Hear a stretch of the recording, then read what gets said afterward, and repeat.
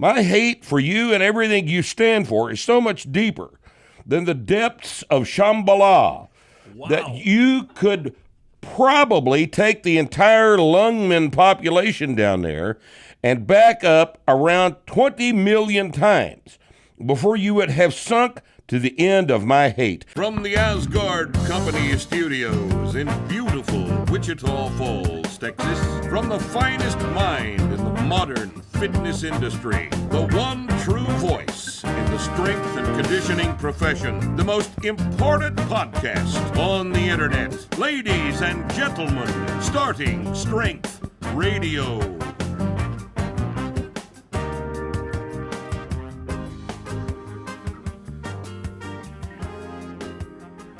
Welcome back to Starting Strength Radio. It's Friday. Makes my nose itch when it's Friday. That's how I know it's Fridays. My nose is itchy. Yours is too, I'm sure, right? So, today we've got our famous on paper question and answer, where you submit your hopefully productive questions to us at is radio at startingstrength.com. Is that right? Radio at startingstrength.com is the email address for your hopefully productive questions. But first,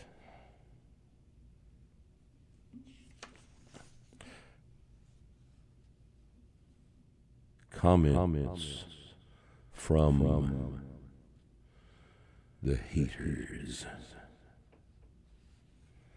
Yeah, these are pretty good. These are pretty good. We've just gotten through with our show number 100, the anniversary show. Well, it's not an anniversary. Why do I keep saying anniversary? I've said that 2 or 3 times. It's not anniversary. It's just 100th show. That would imply 100 years. No, it would imply an annual. Anniversary means 1 year.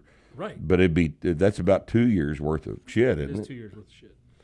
So, we've been doing this 2 fucking years. Are you serious? It feels like 100. To you, it feels just like a couple of weeks to me. You don't understand. When you get old, when you get to be 65, one day, remember when you were 3, how long a day lasted? Yeah. Lasted all fucking year, right? Yeah. And a year was an incalculable period of time, right? When you're 65, a day is just like, and it's gone, right? When you're 65, a year is just like, shit, it's next year. They just keep coming. They they're smaller and smaller pieces of your total accumulated experience, and it's Did you watch the 100th episode? Did you watch yourself? Of course I watched. It's like a fucking time machine. Yeah, it was. I mean, more hair and everything. Hair, wrinkles. Oh, yeah. Color. Facial hair is great. Color. Yeah. It was quite an adventure. I don't know what happened to all my fucking hair. I think I just started keeping it shorter so you could see more skin. I don't think I've actually lost that much more hair. I think. It's the stress of the comments from the haters, people that hate me. Like this one here. This answered the time-old question of which is the pinkest between an uncooked chicken and Rip's face. Perhaps unsurprisingly, Rip won on KO at 1 minute 57. Now, I don't know what that means. What happened at 1 minute 57? There's probably to zoom in on the... It's probably when you had your both hands just in the carcass. Right. Cutting it up, breaking the bones, Good beat. Cracking the chest. And here's one from no doubt the hater comments. Bet you could squeeze a gallon of milk a day from those puppies. He thought about my boobs, right? That is so gross. It really is. I actually knew a kid one time that was taking a bunch of drugs and was actually lactating. Oh, shit. It's so fucked up. I mean, it's man. fucked up now. I hope he is. How old? He was 23 or 4.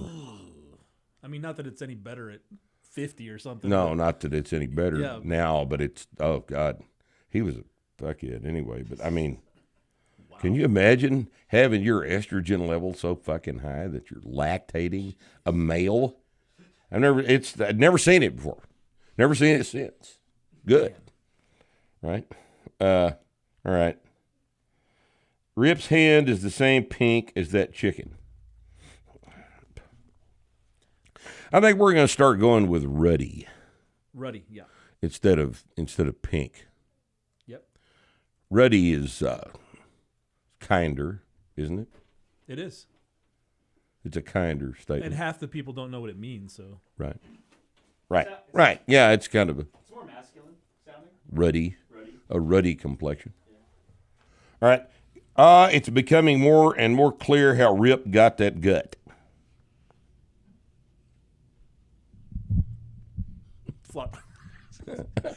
Fried chicken is the Fried implication chicken there? is the Got it. yeah. That's yeah.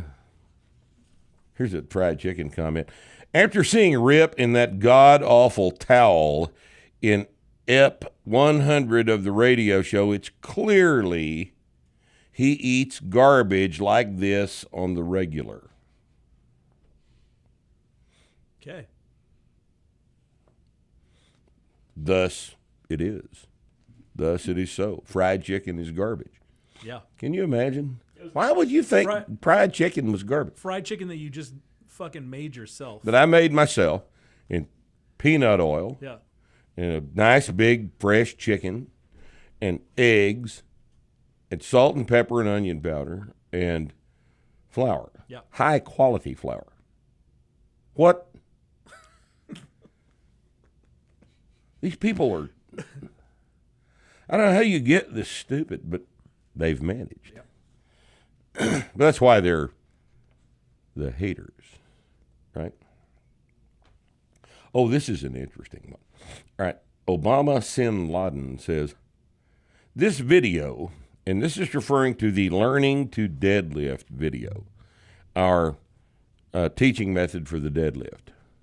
Remember that? Is that the one with That's the short 5-minute really the nice 5-step? production Yeah, that we developed, in 6 or 7 years ago. 2005. Whenever 2014, 13, 12, somewhere. It was subsequent to the. No, the video that video we shot last summer. Yeah, but it was a redo of the 5-step procedure that we developed.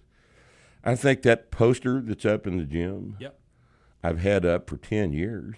It's in the but like the 10 or 11. It was probably during when we were with CrossFit back. It was before 2010. I saw the 5-step deadlift setup on the CrossFit videos. Right. That would have been 09 or 08. Yeah, somewhere back in there. So 13, 14 years ago. If So not sooner. here's it.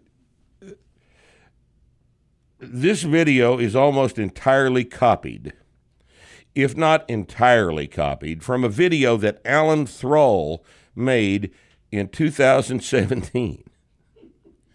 Please, can everyone that sees this like this so it gets to the top and these bullshitters can stop getting cred for another man's work?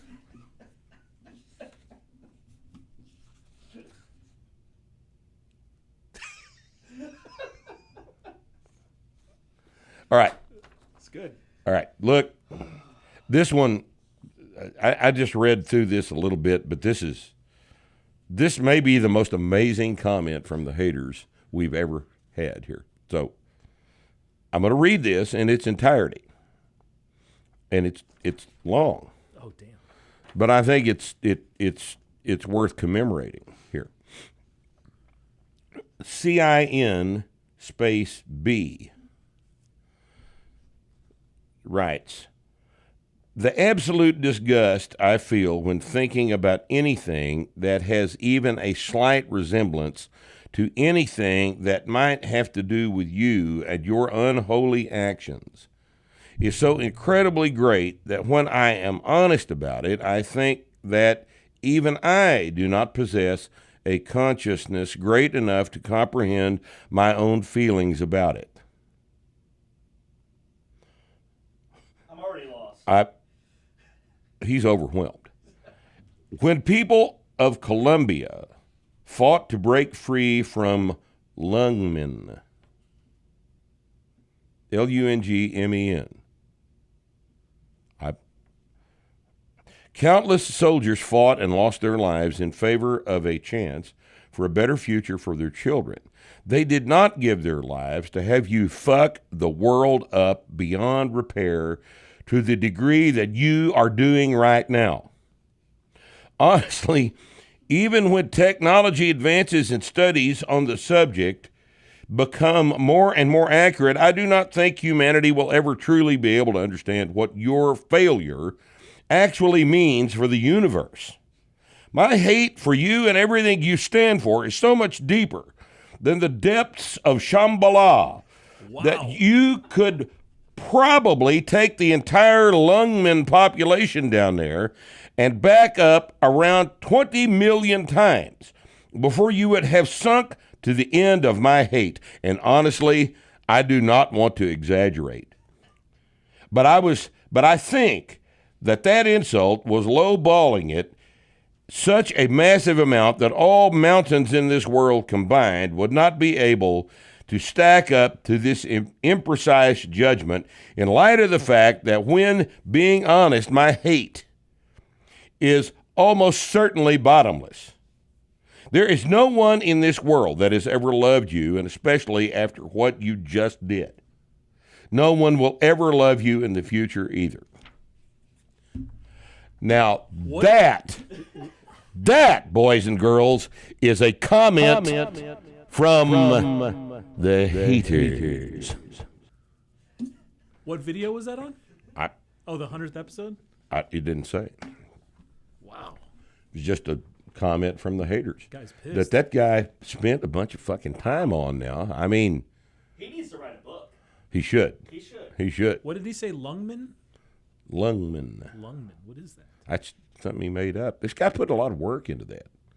That's the kind of hater comments we need. See? That's what we expect. The bar, motherfuckers, has been raised. Okay, now, with that burden out of the way, we're going to read some Q&A questions today. Here's the next burden, or I have to actually think about shit. Okay, now, says right here, says you. Remember that? Says S-E-Z-U. Says you. Says you. When somebody says something nasty to you, you say, says you. That's 50 years old, though. You don't remember that. I do remember that. Do you? Yeah. Where was that? I mean, you said that. It wasn't typed on a forum or anything. No, it's just a common deal, you know. Common usage. I got it. All right. All right, it says, hi, Rip. I broke my scaphoid in 2019 being done. That's right here. All right. It didn't heal, which is common, and my surgeon went for a scaphoid screw. While waiting for the surgery, which was delayed due to the deadly COVID-19 pandemic, everything else was too. Oh, he doesn't understand it. He also has cancer now, too. They haven't broken that news to him yet. That was delayed as well. I got bored and so went back to normal training, which caused minimal discomfort. I had the surgery in December. Even though he was only troubled with minimal discomfort, he had the surgery in December. And my surgeon told me not to lift at all after the cast came off. It's been 2 weeks since the cast came off. He's now in a splint. He's told me it will be at least another 4 weeks before I can lift. While I think it is important to listen to surgeons, I also believe it's important to get a range of opinions. So, what do you think?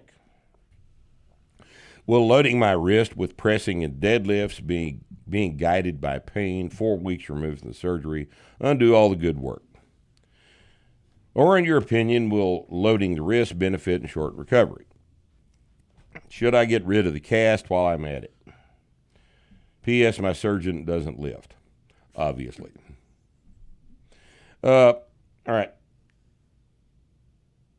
Now, if you had a no-shit scaphoid repair with a screw, but he doesn't want you to load the repair, he's not terribly confident in his repair as a surgeon, is he? You know, I mean, did he fix it or not? Yeah, it was broken before, now it's screwed together, now it's been healing up. Some load is necessary for a fracture to heal. The screw just stabilized it in place so that the fracture line was stable while it healed, but it still has to be loaded or it won't completely heal. So, if it was my wrist, what I would do would be squat, press, which loads the fracture in compression. I would deadlift, which, if anything, loads the fracture in tension. There's two completely different types of load across the fracture line. And I would not do anything dynamic.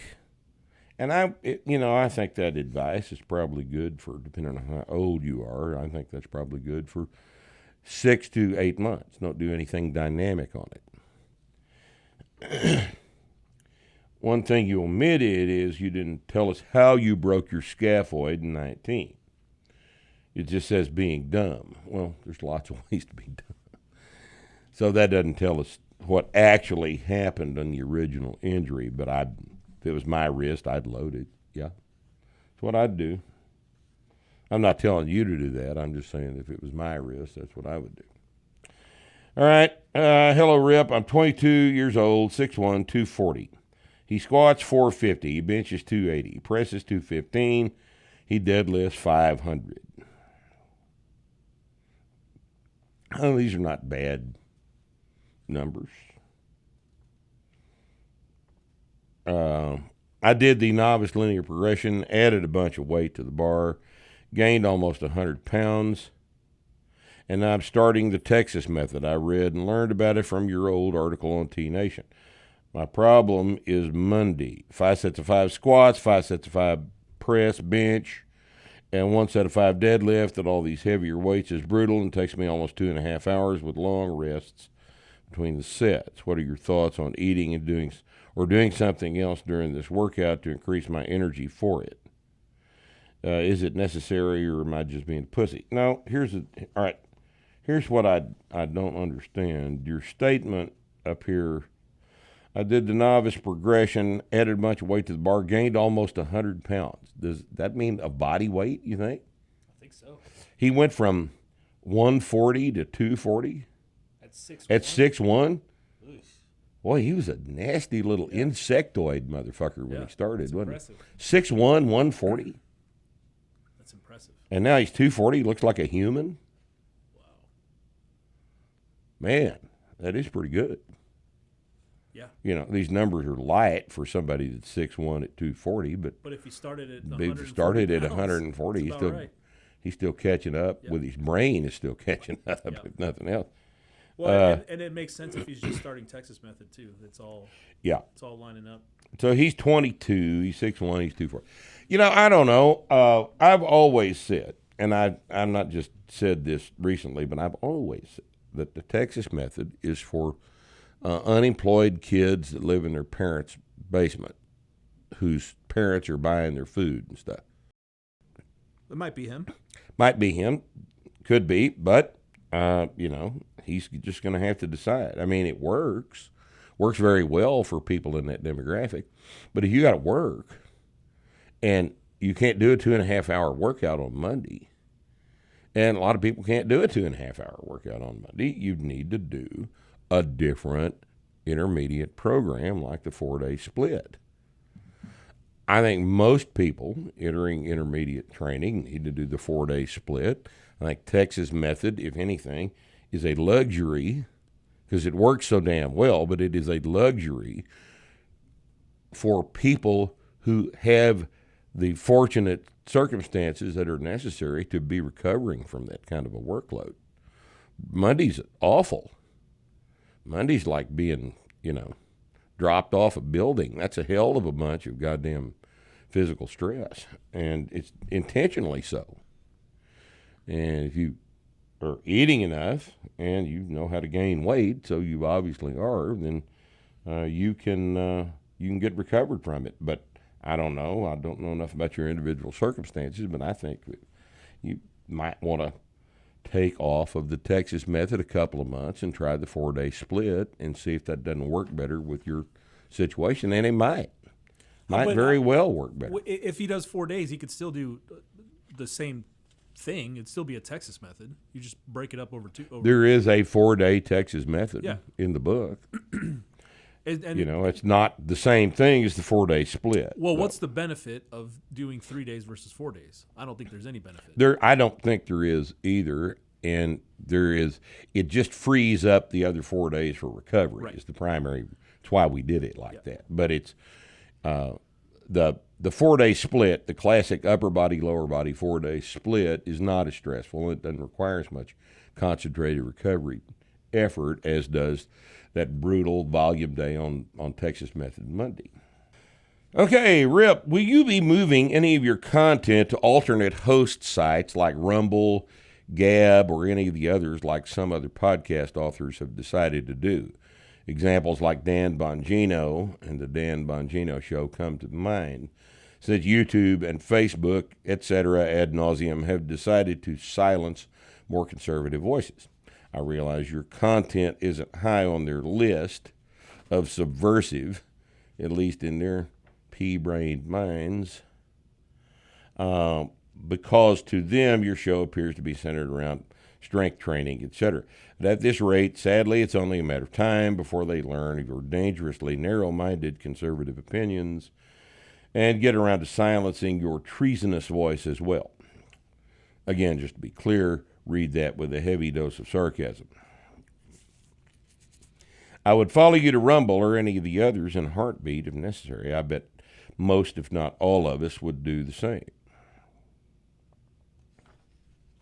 Well, now, that is an interesting question, isn't it? Yeah, but what he's talking about is moving to just another third-party platform. Another third-party platform. We've got something better that we're going to do. And I'll get Nick to tell you about it since he's the one engineering this thing.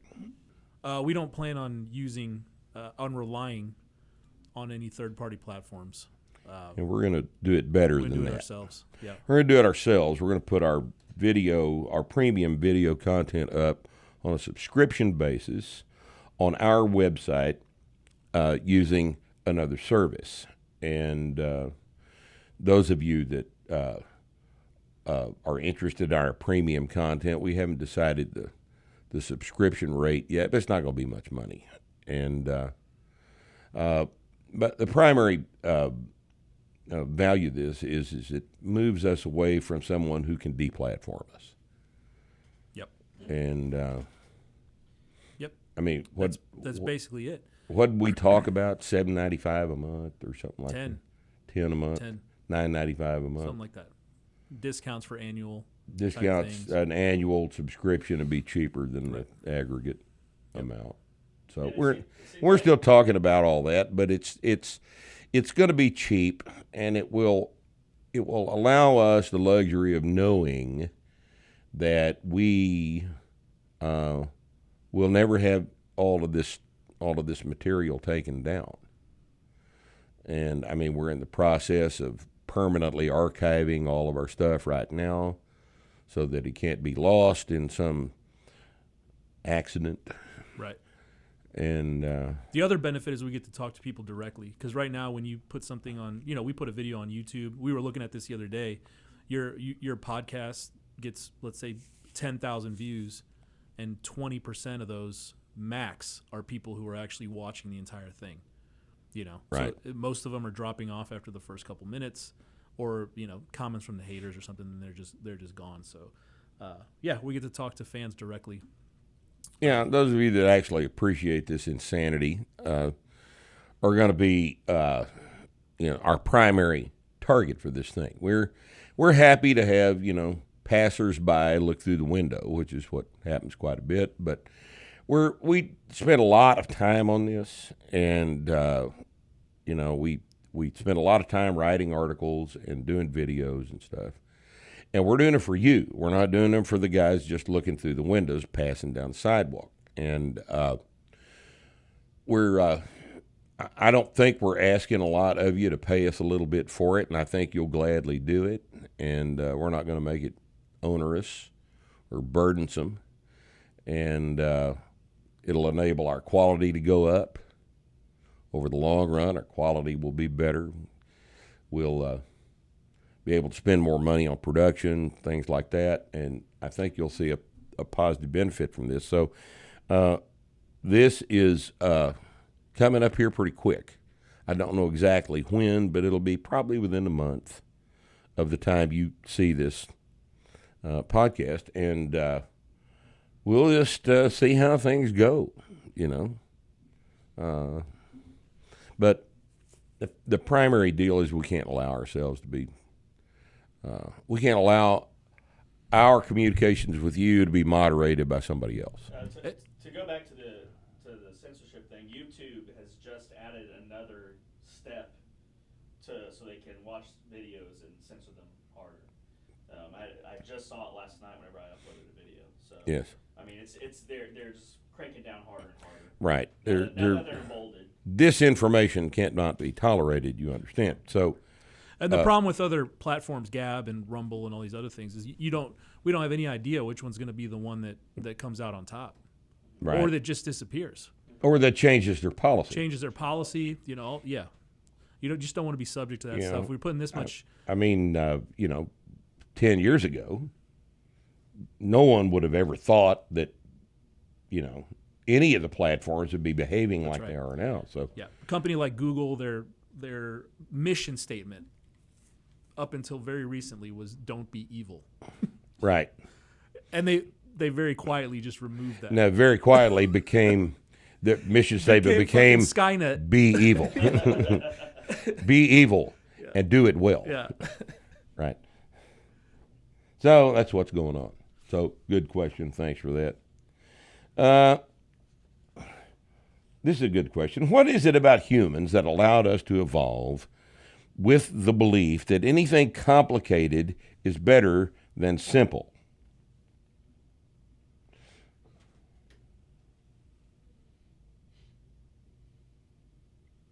It's an excellent question. Yeah. It's an excellent question. I think that people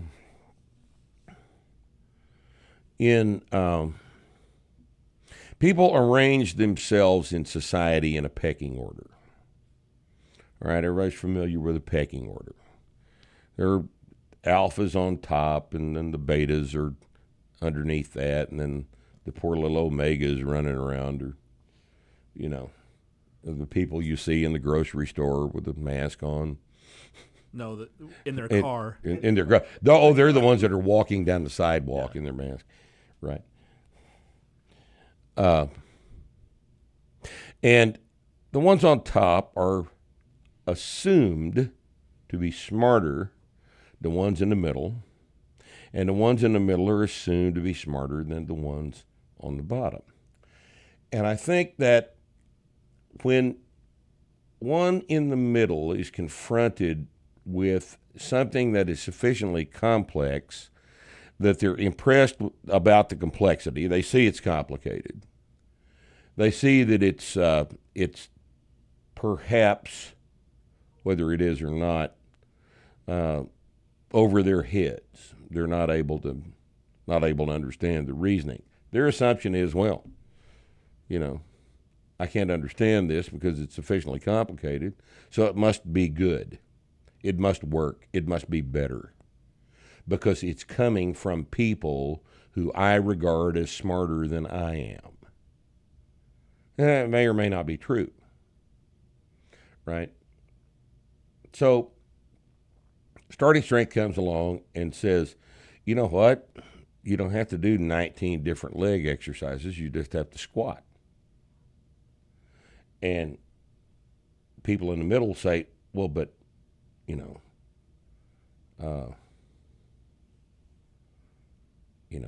good athletes do 19 different leg exercises. So they say, people in the middle say, well, Tom Brady does. We don't even know who Tom Brady is. Who the fuck do we know? But he's the best, so, and he's smarter than we are because he's the best, and he's on top, so he's smarter than we are, and he's the best, and he does all this stupid shit. So we should do all this stupid shit too. And then they look at our program, which says, look, squats do all of the shit better than Tom Brady's program does. And all you got to do is figure out how much you can squat for 3 sets of 5 right now, and then go up 5 pounds.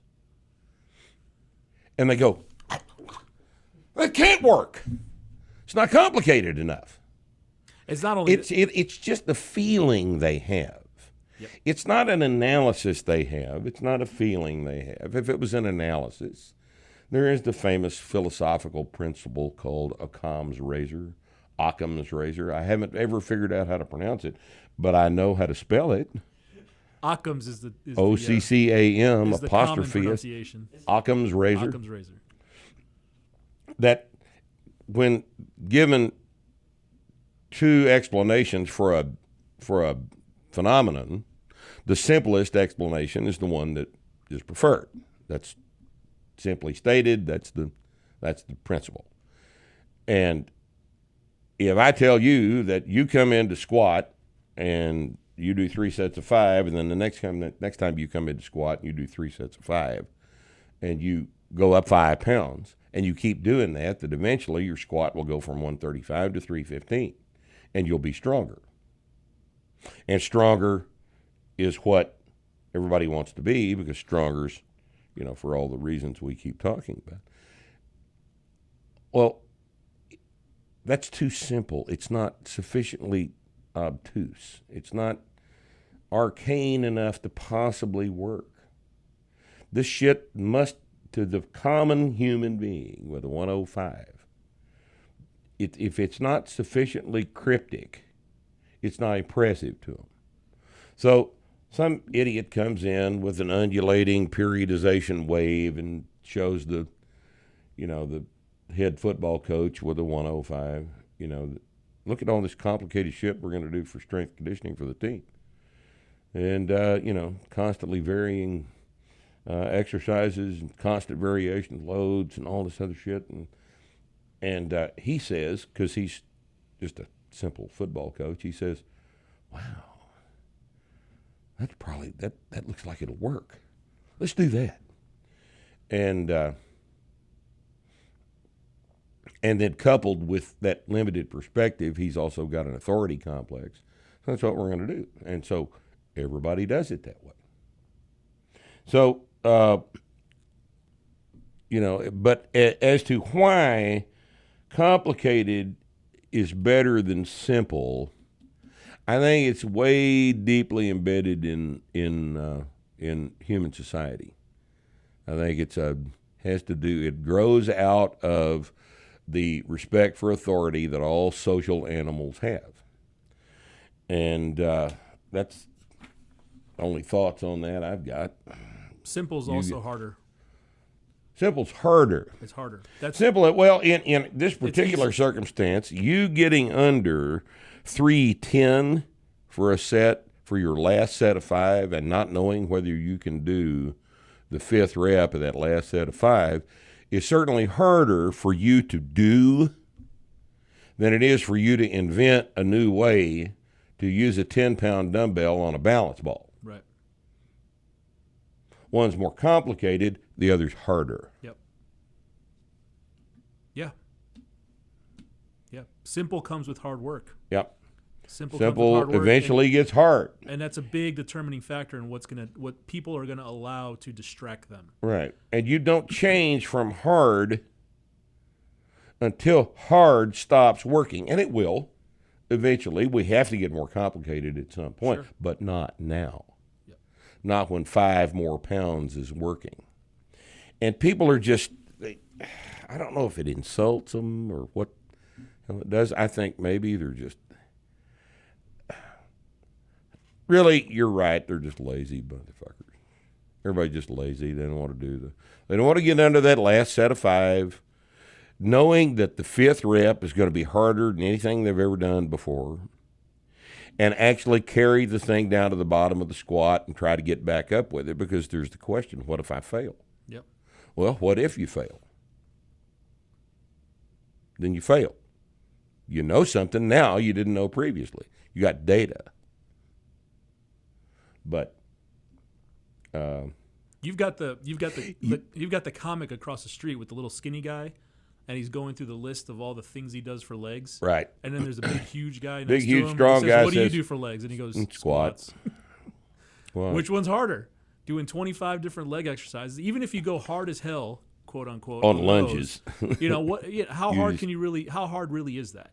It's not as hard as that last rep of that 3rd set of 5. Right. It's not ever going to be as hard as the last rep of the 3rd set of 5 that you don't know you can do. Sets of 8 feel like shit, but sets of 5 are harder. Sets of 8 feel like shit because you're more fatigued right. on the 8th rep than you would be on the 5th rep, but they're also lighter. That's right. Sets of 10 are lighter. Sets of 20 are lighter. I think all of us have gone through that sets of 20 phase. Yeah. And, even I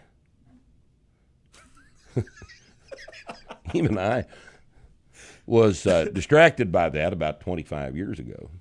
Because Dr. Randall Strawson wrote that brilliant book about doing sets of 20 super squats, and it doesn't work. Yeah. Doesn't work. Doesn't do shit except test your psychology. Those things are a test of psychology. Now, I would say they're valuable for that, but they don't make you stronger. They don't make you any bigger. They don't make you any stronger. They teach you about your limits, and they have a value with respect to that, because you get down to the 15th rep, and you didn't think you could do the 14th one, and you don't think you're going to get this next one, and then you do the 16th, and then the 17th, 18th, 19th, 20th rep. That's kind of the same psychological process that goes into doing the last rep of that 3rd set of 5. The problem with them is they're not heavy enough to make you stronger, because the first rep of that set of 20 is exactly light, like the 20th rep of the set of 20. They're not strong, not heavy enough to make you any stronger. They test your brain. Do them. Hey. It's good education, but it's not strength training, right? It's not strength training. Figuring out a way to do the last rep of the 3rd set of 5 is strength training. So, let's see. Dearest Rip, I am currently on a linear progression, have been for the past 2 months. Numbers are 225 in the squat, 120 press, 165 bench, deadlift 265. And I'm assuming these are sets of 5, but he doesn't say. So there's valuable information left out. I don't know why these would be singles if he's on a linear progression for 2 months. Should know his singles. Body weight's 218, he's 5'6". He's 29. So he's not having any trouble with his body weight. Okay, might be a little fluffy, in fact, but that's better than a little beanpole insect, arachnoid-looking fucker. All right. Arachnoid. I'm struggling to set my back during the lift, even when doing my warm-ups. I've tried the chest-up cue and Nick's belly between the thighs cue. I'm still having difficulty setting my back, especially my lumbar spine. He's got short arms, short legs, and long torso. Ooh, that's the trifecta of death. Yeah. That makes things tough, there's no doubt. My inseam length is 28, and my lockout during the deadlift is maybe an inch below my hip crease. That is short arm. Jeez. I read through the forums and found out that this anthropometry is not the greatest for this lift and may be part of my problem. It could be that your fingers are short, too. I mean, with all That this... wouldn't have anything to do with him setting his back, though. With all of this chaos, do you have any suggestions for modification to lift or resources to help me out? Or do I just have to suffer through it? I'd like to stick to the conventional setup if I can instead of switching to sumo. Well, without a video, I don't know. I don't know what's going on. We don't seem to have problems with a wide variety of people doing the conventional deadlift like we teach it. You very well may have a little bit more horizontal back angle with this anthropometry than a lot of people do. There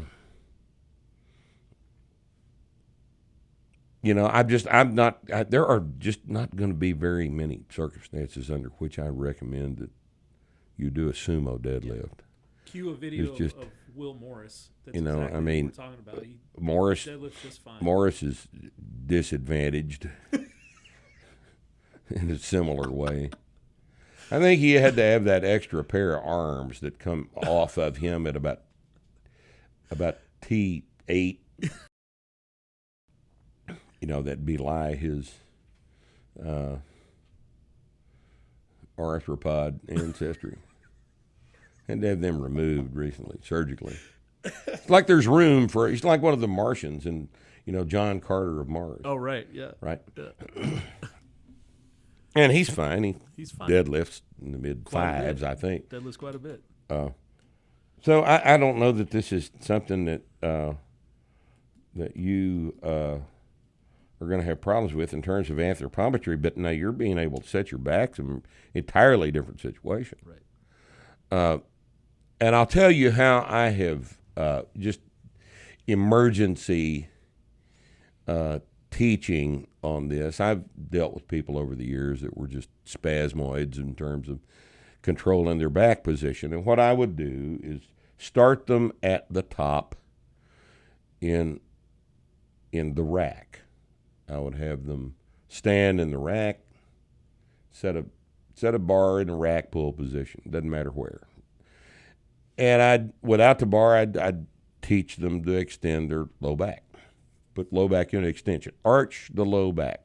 Whatever it takes to get the erector spinae group in contraction so that the lumbar spine is in extension. I would do that so they knew how to make the muscle contraction. And then I would start the process of flexing the hips. Typically where this breaks down is you go into hip flexion and your low back wants to come out of extension to permit the hips to flex without any tension on the hamstrings. It's like you're afraid to stretch your hamstrings. So what I've done in the past is taken people at the top and just piecewise just work them down into a lower and lower position of hip flexion and taking them down to the position where their lumbar spine unlocks. I reinforce that feeling. You feel that unlock? Yes. Now come back up a little bit, reset it, and let's go back down. And just gradually work them down into a position where, with a bar in their hands, 3, 4, 5 inches below the knee, they're able to get into and maintain an extended lumbar spine. Thoracic extension's easy. That's never a problem for anybody. Just lift the chest. It's thoracic extension. That's never the problem. Problem's always lumbar. And the way I fixed idiots this way. You just have to teach them how it feels as it progresses from an easy to set position into the hardest to set position, which is at the start of the deadlift, at the start position with the plates on the floor. You take it from the top down. Now, you can get somebody to help you with that, or you can figure out how to do it like that on your own. But it involves the principles in the book. Feeling the lumbar extension, recognizing when it's in extension, when it's not in extension, and how to get it back into extension after it comes out of its arch. Okay? We've got another video called Fixing the Hard Cases that Fixing- shows a similar method, except from the bottom up. Right. Let's do one from the top down. Why don't we? If we can find somebody to do that with. Is you want to start with one when in a position that's easy. Yeah, so I have in the video I have the lifter just in the rack in a rack pull position, learning to set their back with no hamstring tension, and then lower the pins, practice it again, lower the pins, practice it again, until they get it down to the floor. Oh, so you're starting from a position up and then going down to the floor. Yeah, you'd said you're starting at the floor and coming up. Oh yeah, I said that backwards. No, that's the same thing. Yep, that's the same thing. If for the real hard cases, you have to stand them all the way up completely erect and then show them the lumbar extension and then piecemeal them down even through the even at the lockout, right? Even at the lockout. Yep. Because some of the real hard cases will not. They just don't know what extension feels like. Right. Okay. Hi, Rip. I've heard you mention Deadwood a few times on the show. My question is, have you seen the movie Tombstone? If so, what are your likes, dislikes, thoughts? Thanks, Ben. Ben. Tombstone is the children's version of the story about Wyatt Earp and the OK Corral. That's the children's version. All right? If you want to watch the children's version, and a lot of people prefer the children's version, but the best version of that story that has ever been filmed is in the movie Wyatt Earp. That's a Kasdan film. Kevin Costner's in that, and he plays Wyatt Earp. And you know, I watched Wyatt Earp many times, and I always thought that that Costner's performance as Wyatt Earp was the weakest in the cast. But the more I read about Wyatt Earp, the more I think that maybe Costner was right on the fucking money with that. The man was very calm, very chill, very deadpan the whole time. It's just the way the guy was. And maybe that Costner, who's, you know, done some good stuff, you know, he played that role in Silverado, which is one of the top 5 westerns that's ever been made, and he was great in that. And but he's over the years acquired a reputation as kind of a bland actor. But I really kind of think that, you know, at this point in time, having seen Wyatt Earp no fewer than 10 times, I just love it. I love Dennis Quaid's performance as Doc Holliday. That's never been equaled. Never been equaled. Everybody likes what's his name? Val Kilmer as Doc Holliday. Watch the other one. Watch the other one. You'll see what I'm talking about. Maybe Costner actually researched the role. I think he did. I really honestly think he researched the character. Why? Because I'm reading a book right now by a guy named Tom Clavin about Dodge City. And he goes into excruciating detail in this book about Wyatt Earp and the brothers and Bat, Jim, and Ed Masterson and all of this stuff. And it's, you know, reading the book, and I go back to watch the Wyatt Earp movie, and I thought, man, this is a documentary. The damn thing. So much is known about these people, you know. And even if you'll look at Tombstone and Wyatt Earp, the scene leading up to the confrontation at the OK Corral, everybody does the same thing. Yeah. Virgil hands off the shotgun to Doc Holliday. They all kind of say the same things. They're all in the same position on the street. This was heavily recorded. We know what happened that day, and they both movies get all of that about the same. Yeah, I don't know. Tombstone to Wyatt Earp, it's just I don't like the way Tombstone was directed. Some of the performances I thought were way better in Wyatt Earp. For example,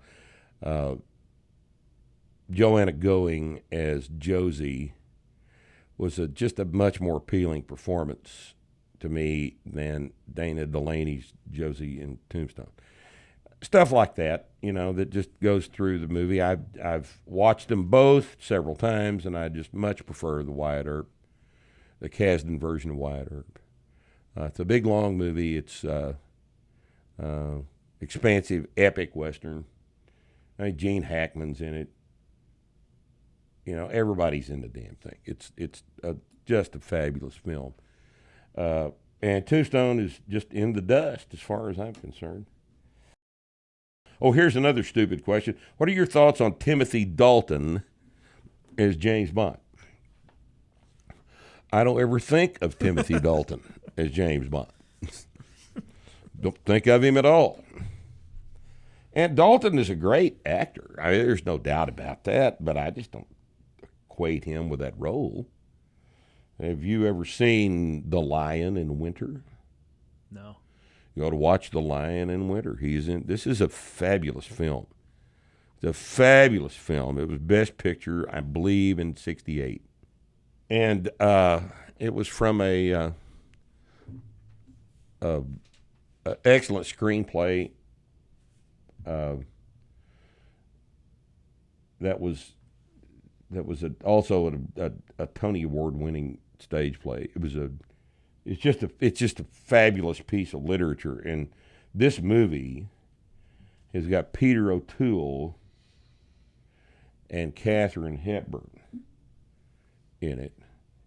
At the height of both of their powers, and it is just astonishing. That movie is just absolutely amazing. It's one of the best films I've ever seen, and nobody ever talks about it. The Lion in Winter. You need to watch that. Check it out. Timothy Dalton's in that, and he does a great job in that. And it's, but I don't think of him as James Bond. No, he's awful as James Bond.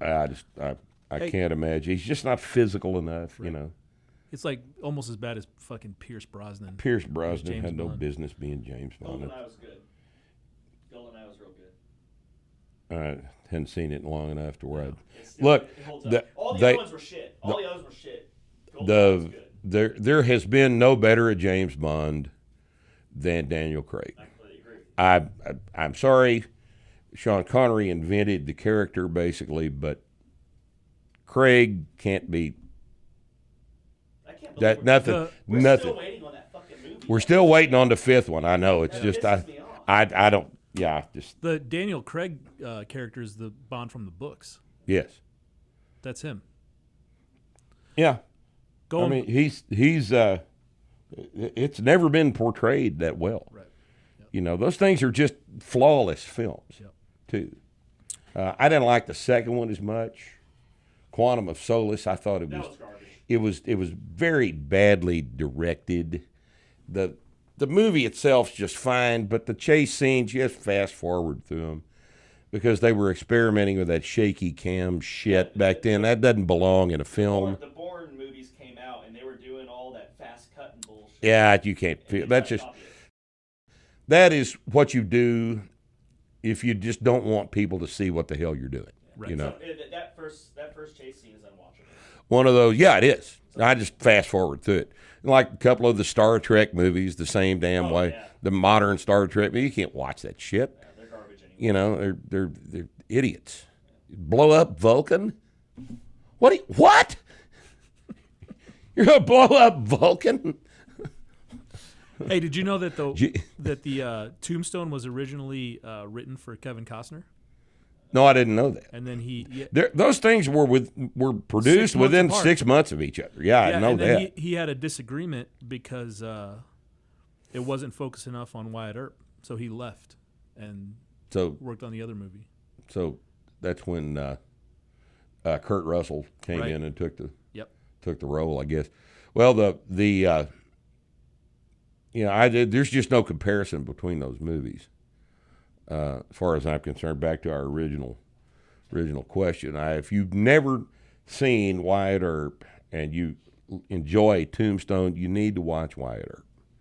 You just really, really need to do that. All right.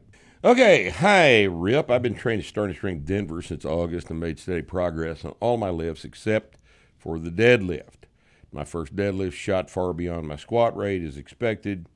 squat weight as expected, but in the past couple of months I've hit a severe wall, repeating weights several times and sometimes only getting a couple of my reps off the ground. I'm hook gripping and using chalk. My rack pulls are 40 pounds heavier, only 40 pounds heavier. They're still making 5-pound jumps, so I think we can rule out a grip issue. I don't know that. After all these failures, I find it hard to keep myself from believing I will fail my set when approaching the bar. How do I avoid letting thoughts of failure from keeping thoughts of failure, what he means, keeping thoughts of failure from creeping in, killing my motivation? I don't know necessarily that this is the primary issue, but certainly frustrating. Makes me dread heavy pulls when I used to enjoy them. And his numbers are, he's 22, he's 6'2", weighs 270. You know, not bad. Squats, 4 1/4 for 5, 455 for deadlift. So, yeah, he's a little behind on that. He's benching 305. He's pressing 230, which is good. And his clean is at 198 for 5 sets of 3. So, this is pretty good numbers for a guy that's been training since August. So he's 6-7 months in. So he's doing pretty well. So there's 2 issues here. Well, and that spread should be about right. Squat versus deadlift. Yeah, he's 30 pounds for a set of 5 ahead of his squat and that he ought to be 70 pounds ahead for a set of 5. I agree that I think he's a little behind on his deadlift. It's not terrible, but it probably, normally we would see a little bit better spread between those two. Those 2 issues. He's hooking and using chalk, and he's probably not having a grip problem, but without watching the set, I can't tell. Sometimes you don't think there's a grip problem, and there is, especially if you're hooked, because the sensation is that it's secure when it's actually, if your hand starts to do that over the length of the set, then you're losing the bar. You will not pull hard on a bar that's coming out of your hands. It's just a reflex, and you can't do it. And hell, I proved myself last night that was not. I was doing haltings at 375. I did 4 reps. The 4th one was coming out pretty bad. I slowed down, and I'm telling you, my left pec fired. Cramped. Still sore right now. And, and I had pulled 365 with it. This is without straps. Pulled 365 without straps last time I did the damn thing. So I figured 375 is going to be hard. I got the 4th rep. That, and I rode heavy last Thursday. So I, kind of was expecting some problems with it. So I got the thing up. It was coming out of my hands. And this thing hurt. So I set it down, went over, strapped, came back, did the 5th rep. No problem whatsoever. Pec was quiet. So grip, you have to appreciate the effects of grip on a pull. All right? If you're losing your grip, you won't pull the bar. It will affect your numbers. And the way you test this for yourself is next time you deadlift, strap your work set of 5 and see how it feels and see what happens. If you strap the things and you can suddenly do 5 more reps with the same weight, then it's a grip issue. That's going to be something to address. And I don't, we'd have to look at your hands and several other things, but that would at least isolate what the issue is. Now, about being a pussy when you come up to the bar. Ryan, that's part of the deal. Like we discussed earlier, if this was easy, everybody'd be doing it, but it's not easy. And the fact that you're kind of afraid of the thing is part of what we're doing here. We're training not just your physical strength. We're not just training your grip. We're training your balls. Right? I mean, I'm not, Captain Balls myself, but I've been hurt so many times. Every time I take a heavy squat out of the rack, a knee injury goes through my head. And I have to just scoot it to the side and think about the procedure. One of the advantages of the system that we have developed is that it gives you something to think about. On every one of the lifts, it gives you something to think about besides the oh shit factor that is caused by how much the thing weighs, right? There is a procedure that you must do to execute the rep, and we have defined that procedure, and you should know it by now. When you come up to the bar and you think, oh shit, this is going to be heavy, I'm going to miss the fourth rep. That's not what you think about. You think about how you're going to set your back, how your hips are going to be higher than you want them to be, how you're going to take your grip, and how you're going to push the floor down away from the bar. And that's all you think about. Now, the oh shit part is going to go through your mind on the way up to the bar. Part of the deal. That's why everybody doesn't do this. It will be manageable to you if you learn to focus on the details of the task. The mechanical task has a series of details for you to focus on. And if you'll learn to focus on those, then you'll be just fine. This may never go away. It may never go away. You may, every time you come up to the bar, the next 30 years of your training, you may feel exactly the same thing every time you come up to the bar. It's part of the deal. It's part of the deal. It's what makes you better than the guy that won't do it. Think about it like that, okay? Do you like that little? That's good. It's almost like professional level throwing. It's very smooth. Catches air. Yeah. I think I got that from David Letterman. Oh, that's right. Remember, he used to do that. Yeah. He used to do that through the little thing. I never liked Letterman. Oh, when Letterman was first starting out, he was funny. Far superior to Leno. Oh, way superior. Damn, Leno was unfunny. Leno's never been funny to me. Yeah, When Letterman was, 25 years ago, Letterman was funny. He was a dry, funny fucker. He really, really was. But all these people, progressed through the 90s and 2000s. They got more and more left and more pussy, and it's just, it's terrible. I miss Johnny Carson. Johnny was so good. God, you kids that didn't get to grow up listening to Johnny Carson with your dad at night, that was cool. Watching the Tonight Show with Daddy in the living room, I was still miss that. It's great. All right, here is Derek Rothman.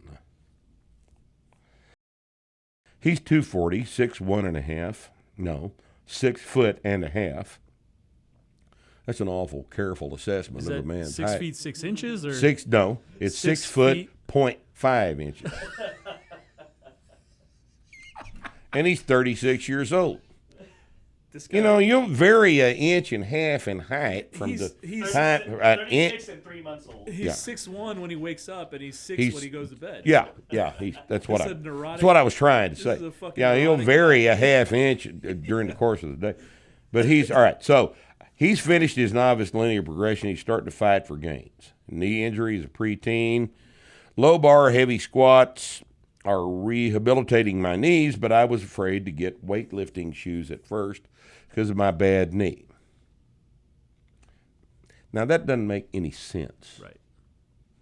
Why would you think that weightlifting shoes would hurt your bad knee? Because you think it's going to force your knees too far forward? Well, you know what you do when you get your weightlifting shoes that want to force your knees too far forward? You keep them back. You're still in control of your technique, not the shoes, right? Now that I have shoes, I feel they can help posture even more, but I'm forced to go down and work weight because I was using the quads too much, and never muscle groups require strengthening. I think he means newer muscle groups. The muscle groups are all the same age, though. You just hadn't been training them correct. So I pushed so hard today with 270 pounds. All right, now this guy's 240 pounds of body weight, 6 foot tall. In my first set, I saw stars on the 4th rep, pushed through the 5th anyway. Well, that's good. Heart rate took 20 minutes to recover. Took 20 minutes to start to recover. No, I think you had a heart attack today. Derek, you had a cardiac event today because heart rates don't take 20 minutes to start to recover. Yeah. Recently saw my systolic blood pressure was 156 resting when giving blood 8 days prior. I also wore a hoodie and might have been overheated. Is this a possible health concern or is this normal? Sounds like a guy who... It sounds like a hypochondriac to me. Sounds like a guy who knows he's 6 feet, 5 inches tall. 6 foot, 0.5 inches tall, 240 pounds, and is only squatting 270. Yeah. What I think is that you need to keep training and quit worrying about all this other stupid shit and put your shoes on and learn how to squat correctly and keep your knees back. Stay out of your knees. More horizontal back angle, less knees forward, all the standard shit over and over and over again. We've addressed hundreds of thousands of times, and quit worrying about all this other shit. And you're 240. I don't even think you need to clean your diet up. You're 240. You just need to. The thing he needs to do is start worrying about things that are important, like adding weight to the bar. I mean, you can tell by his email when he says, I was using my quads too much. When he says, I thought this and this happened. It's just there's too many irrelevant details in there. Right, that he's obviously dwelling on. Right. All right. So here's what I would do. I would up my protein, drop my carbs a little bit. I would video every one of my workouts. You don't mention a training partner. I would check your videos against the form check videos that we review on the website all the time. And shut up and add 5 pounds to every one of these workouts and start getting stronger instead of worrying about why you can't. Is that reasonable?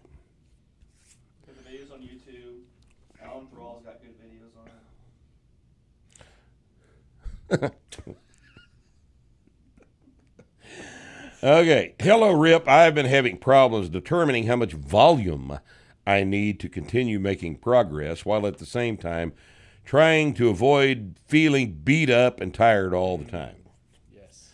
Well, you know why? Without reading any of the rest of this, I don't feel like reading any of the rest of this. What's happening is you're doing too many sets and reps. You're not getting enough food, and you've swallowed this volume bullshit. Just do the program.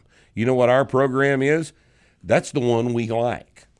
The one we tell you to do, that's the one we want you to do, and that would be the answer to my question. All right? Is get practical programming. Read about the programs. There are a couple of versions of it that are discussed in practical programming that aren't discussed in the Blue Book. And the answer is in there. If you're doing more volume, which is tonnage, than we tell you to do, then you're fucking up. Okay?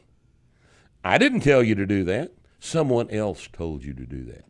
Someone else that doesn't know as much about this as I do. Okay? Now,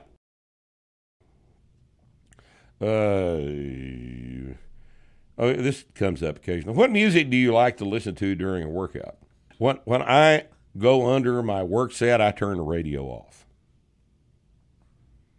Here's the thing about getting older. When you get older, and this happens to everybody as they get older, some people have more problem with it than others, but more when you get older, you are less able to tune out noise and sounds and audio input than you are when you're younger. And I don't want to hear the shit.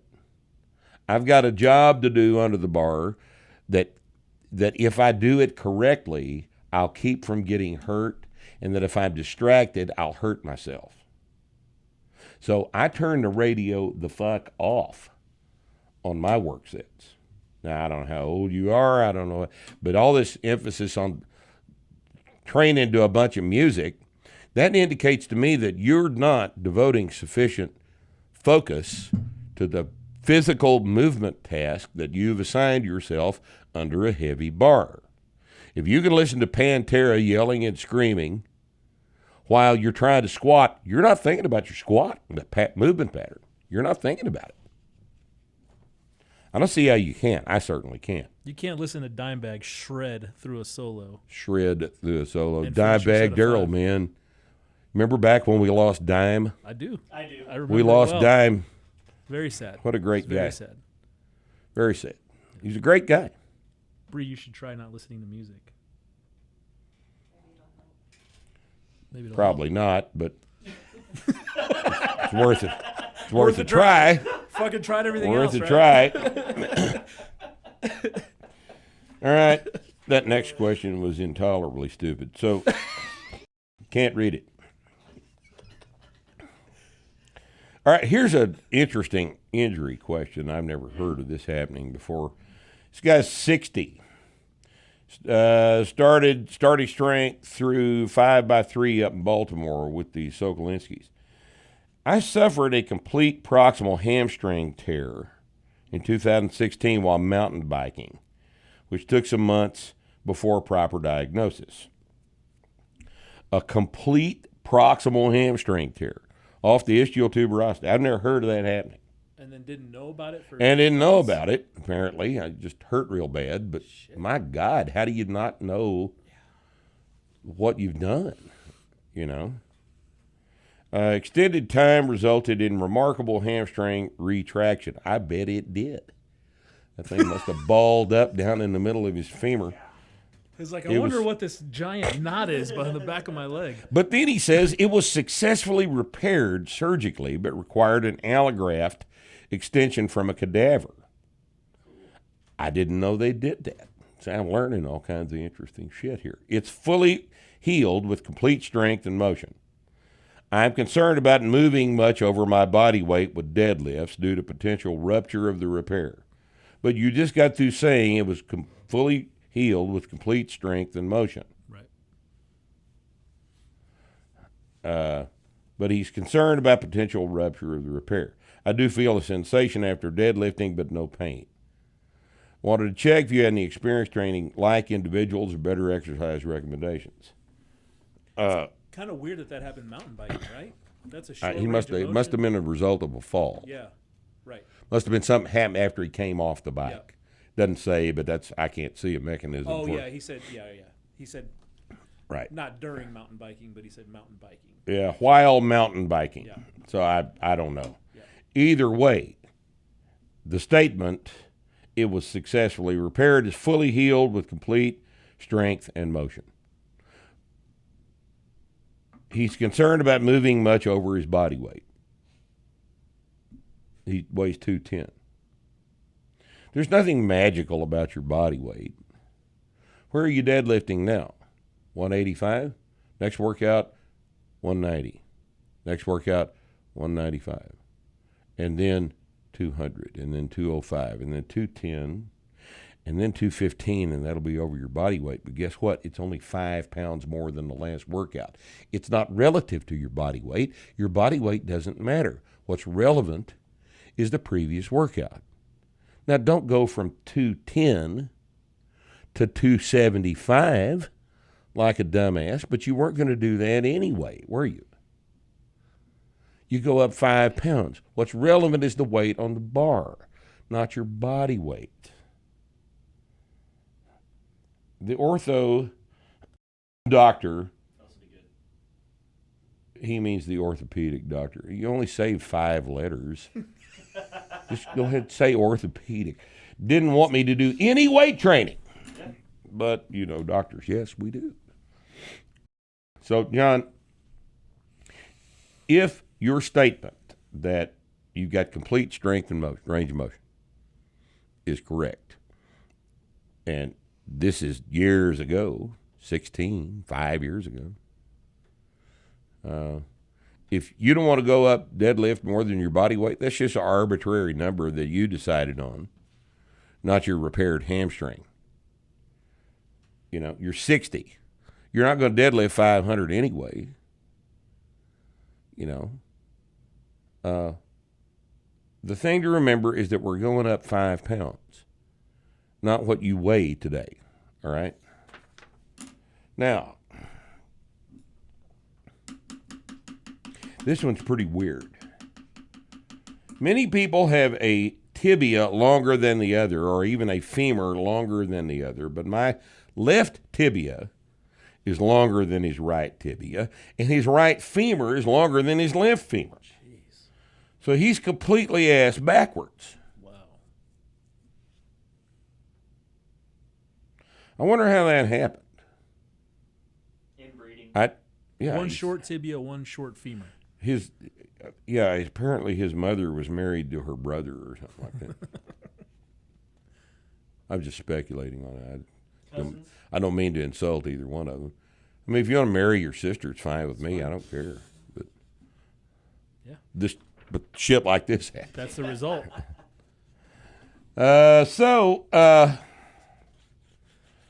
And he only recently realized this. He's had back pain. And the pain in the back left, there's the side. This is one of these fucking deals that I can't help you with from a written paragraph. I just have to see what's going on. You know, this is the same thing as like dealing with an amputee. You know, we deal with amputees quite successfully, but there aren't any generalizations that we can make for complicated alterations in anthropometry like this. It just depends on what's going on. I would have to see you standing in front of me, because this is complicated and I can't visualize it. I'd have to see you standing in front of me and put you with an even stance and then vary the stagger and see which one produces the greatest amount of symmetry in the movement. It might be a combination of shims. I don't know. You can't. I don't know. But this is the kind of thing you can't give a specific advice, but you can say you got to minimize rotation. You got to minimize any movement of the hip. What you have to do is try to make whatever is necessary happen to keep your pelvis as level as possible and as front to back parallel to the frontal plane as possible. Right. So you've got this to deal with and you got that to deal with. Whatever it takes to do that, you're just going to have to experiment with it and see what happens. It's going to take somebody that's standing there observing you, helping you make these corrections. But the idea in correcting a squat like this is to return as much anthropometric symmetry to the bottom position of the squat as possible so that you don't hurt yourself. Right. And I can't do that here at the desk, okay? Oh, man, we're coming to the end here. That looks like a long question. This is 2 questions. So it's not one of these egregious, big, long, 3-page training consultation things that we don't do. Training history. Yeah, all this. No, this is all right. This is oh boy, this is going to be good. My 35-year-old wife has been weight training for about 6 months. When she recently went in for routine blood work, her ALT and AST enzymes were high, about 1.5 to 2 times the max range. The doctor advised her to abstain from alcohol. Retest. And they came back elevated again at about the same level. Well, did she abstain from Well, she fucked up and abstained from alcohol. You know why he told her that, right? No. Because her liver's failing, or what? because to just a doctor who's a glorified nurse, these two goddamn enzymes are liver enzymes, and liver means alcohol. Just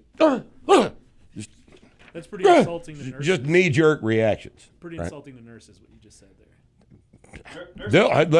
Any nurse shit. worth a fuck No shit. is insulted by that. Yeah. You're absolutely right. All right. So she mentioned the weight training to her doctor, who then said that weight training might be affecting enzymes. Might be, right? He advised her to take 2 weeks off training and retest. 2 weeks off training and retest, because if the numbers are wrong and something good is causing the numbers to be wrong, that good thing's actually bad, because the numbers have to be where I want them to be. I don't really understand them. All I understand is the reference range that's provided to me by the manufacturers of the machine that's doing the evaluation. We have the results back. ALT has been normal. AST was now only slightly elevated. Her doctor advised her to take 1 to 3 months off training. And then we'd retest again to confirm that her enzyme levels are back in the normal range. All right. I'm appreciative that the doctor has not tried to do a biopsy at this point. But 1 to 3 months off of training seems excessive. What do the kids say? You think? Kids say that, right? I'm guessing you're familiar with this phenomenon. Yes, I am familiar with this phenomenon. It's the phenomenon of stupid, fucking, uneducated doctors. That's what's the phenomenon here. If liver enzymes are elevated due to weight training, is there any cause for concern? All right, let's talk about this. I don't even know if we've discussed this before, but ALT and AST are both transaminase enzymes. They previously, on blood tests, were referred to as SGOT, serum glutamic oxaloacetic, serum glutamic oxaloacetic transaminase. And SGPT is a different transaminase enzyme. So these enzymes are secreted not just in the liver, but in all organ systems when damage and repair is taking place, because the body is repurposing one enzyme, one protein is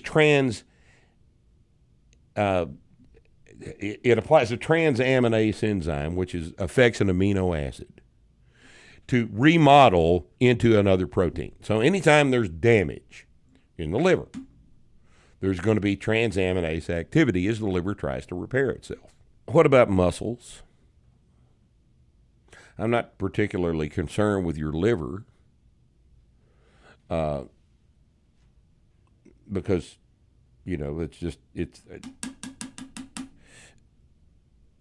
your muscles repair themselves through the same protein reassembly processes that your liver and your heart and your lungs and everything else that gets damaged and repairs itself, which is a handy thing for it to be able to do, uses. These transaminase enzymes are how protein remodeling take place. All right. SGOT, SGPT are normally elevated when you are sore. They're normally elevated after a workout. That's normal. They're supposed to be elevated. If they're twice as high as normal, that's normal, quote unquote, the reference range, that's normal. Because how did they determine the reference range? Did they go down to the gym and get everybody out of the gym who's training their ass off and take them in and average them out for the reference range? No. The reference range is determined by the sedentary population. And the only thing the sedentary population typically has to remodel is their liver. And that's why your silly-ass, unprepared, uninformed doctor still thinks, after all these decades of knowing what we know about this, that an elevated liver enzyme, quote unquote, indicates that she's drinking too much. This is medical malpractice. You should not pay that bill. This is bullshit. That opinion is worth absolutely not the gasoline it took to drive to the goddamn office that day. This kind of shit is so frustrating. It's so frustrating. How is it that a gym owner knows more about this physiology than this genius who graduated from medical school? Yeah. Who's not even able to think through what a reference range even means or how it was obtained. What an enzyme is or what it does. You know, how one thing may look one way but is actually another way. You're completely unfamiliar with that, doctor? And this guy's in charge. Yeah. And not only that, giving very authoritative advice. Oh, God. Yeah. Telling her what to do. Well, after all, Stop training for 3 months. After all, Yeah. he is a doctor.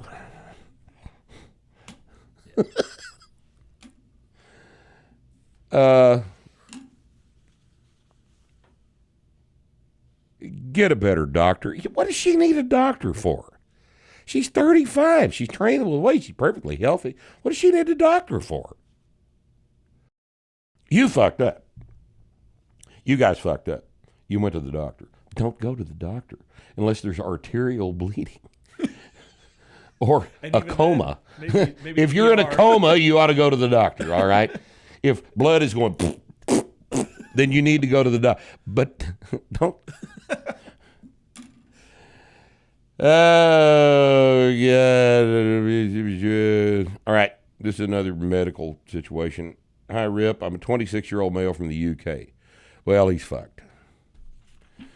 The British Public Health Service is his source. Yeah. I'm 5'11", 198. He says 90 kilos. We don't use pounds here, but I happen to know that 90 kilos is 198 pounds.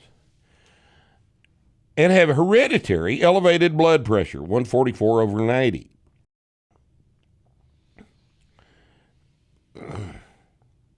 Well, I don't know how you know that for sure, especially considering the shitty-ass ways that doctors determine whether or not you're hypertensive. You know, if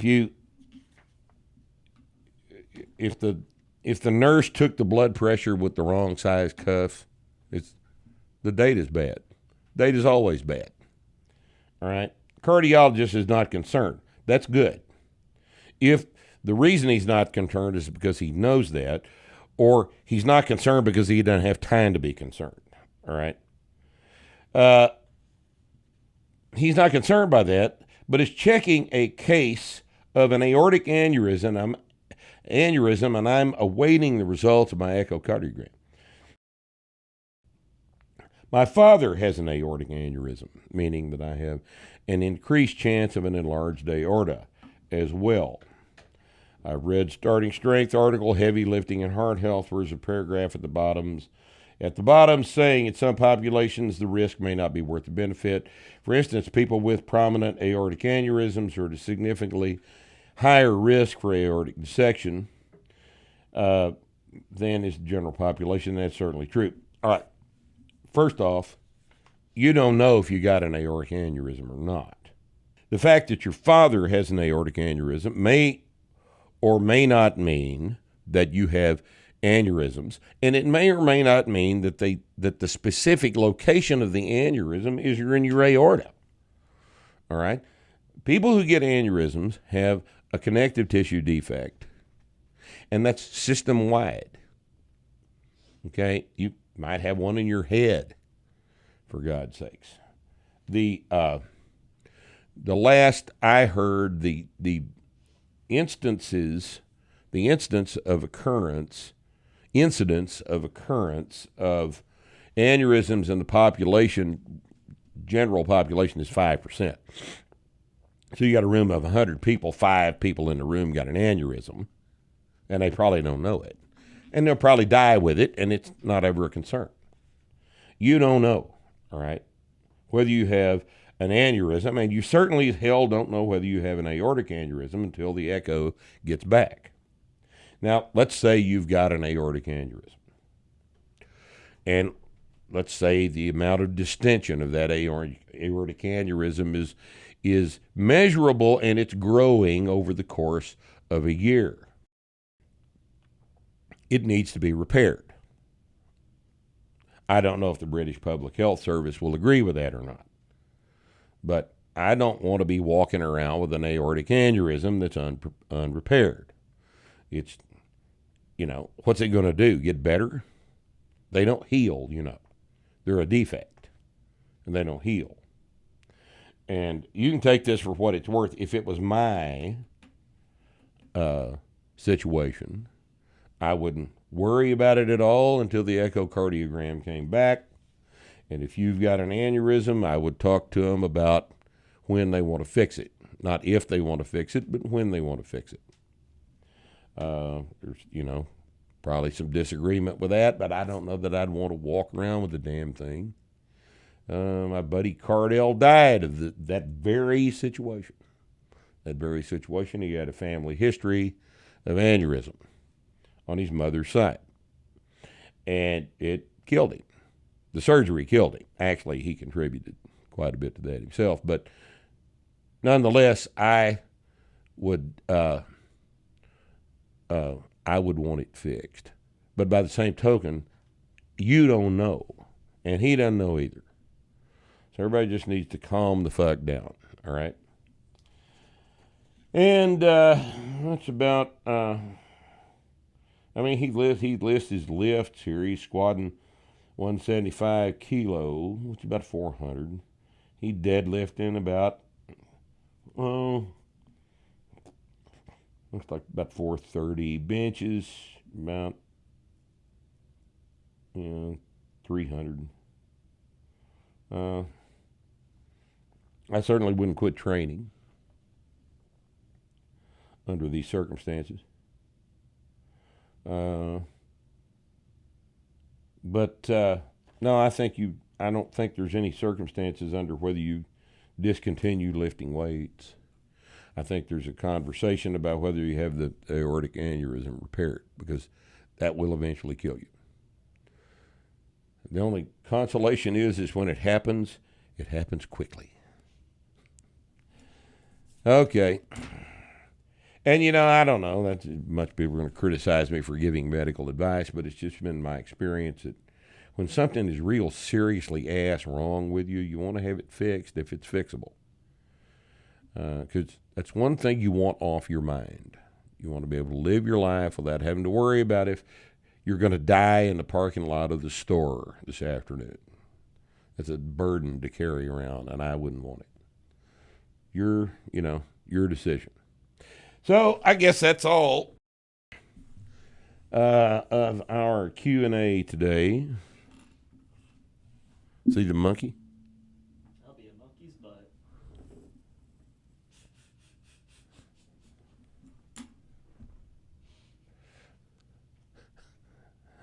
So, all right.